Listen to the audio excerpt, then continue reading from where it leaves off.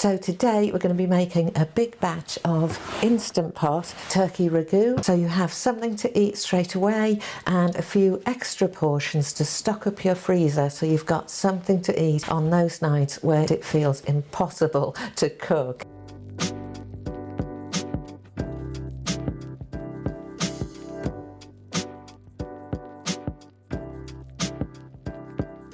And this recipe is part of my Freeze and Breathe series. Tasty comfort food that you can cook once and then eat on it for days. And if you're new here, I'm Susan from Cooking and Calm, and on this channel we're all about saving time, eating well and finding a bit of calm in the kitchen no matter what is going on outside. And I've been working on this turkey ragu for a little while because although ground turkey or turkey mince is more available now, it hasn't quite got the flavour of minced beef or minced pork. So for this sauce I'm adding a few extra ingredients just to give it that extra bit of flavour, because that's what we want, don't we? It's all right being healthy, but it's got to be good food too. So we're going to put this onto saute, and then once we've clicked saute we're going to wait until the Instant Pot beeps, and that tells us that it is ready to start cooking. And this is quite important with stainless steel and will really help with that worries about food sticking, so always let your Instant Pot preheat first. So while that's preheating, I've just gone and chopped up those rehydrated porcini mushrooms.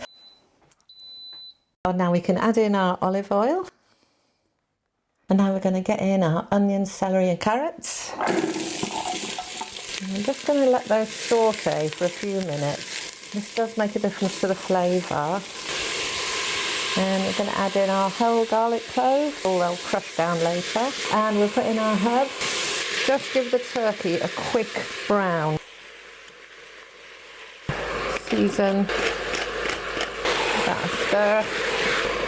Now I'm going to add in my mushrooms. You might call this ground turkey. In the UK we call it turkey mince. We've got so many viewers from all different countries on this channel. It brings me great joy to connect with other cooks across the world, but it does cause some language confusion sometimes. Like if you hear me say the word hob. So in the UK we use hob for your kind of gas ring or induction hob, often called a stove top. So I'm trying to use stove top because it's more obvious. But if you hear hob, that's what it is. Okay, so hopefully you can kind of see the turkey's got a more cooked colour. And now I'm going to add a flavour booster, which is some red wine. And then we're going to just let it bubble off. Hope you can hear that glugging.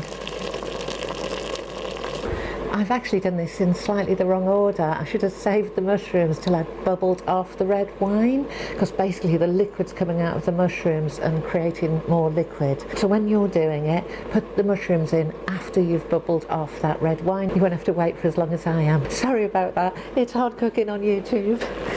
Okay, that's kind of sticking to the bottom now. Just a tiny bit of liquid left. So let's get in our sweet smoked paprika, flavour booster for that turkey. In our tinned tomatoes.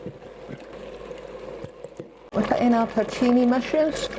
Really good chicken stock. This makes a big difference, so use the best stock you've got. Final thing, we're going to add some tomato puree, and I used to add this at the end after cooking. What I've started doing now is just popping the tomato puree on the top of a sauce like this without stirring.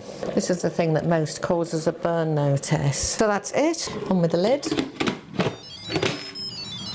Oh, it's good I got my camera on. I forgot one of my flavour boosters right there. Can you see it? Worcestershire sauce. Let's get some of that in. If you like this, it does give a real flavour boost. So let's get this on. We got it on pressure cook, high. And do this for 12 minutes, and I'm going to leave it on keep warm. So I'm going to leave that now to preheat. The Instant Pot will do all of the cooking for us, and I'm going to let it do what's called a natural pressure release, and that means I'm just going to walk off and let it do its thing. It can just sit there and it will gradually release the pressure without any quick release, and that's going to let the bolognese really blend together and get all of the best kind of flavours out of it. So that's the turkey ragu all cooked up. Instant Pot has done its job, and we're going going to have some now for our tea, and then I'm going to let the rest of the batch cool down, and then when it's completely cool, I'm going to pack this all up in my giant silicone ice cube trays, one of my absolute favourite batch cooking accessories. Get it into the freezer overnight, and then by the magic of YouTube, I'm going to flip forward to tomorrow.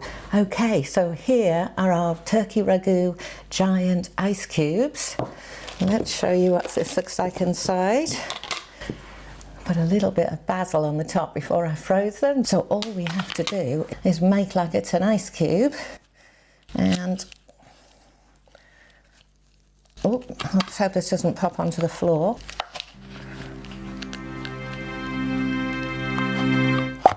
And there it is, a perfect cup-size portion of turkey ragu, which is just perfect for one person. So now let's show you how easy it is to get a really lovely supper together with minimum fuss. Let's do turkey ragu with penne pasta. Okay, so I'm making this for 2 people, so I'm going to do about 90 grams of pasta per person. That's about a cup per person, but adjust depending on how hungry you are.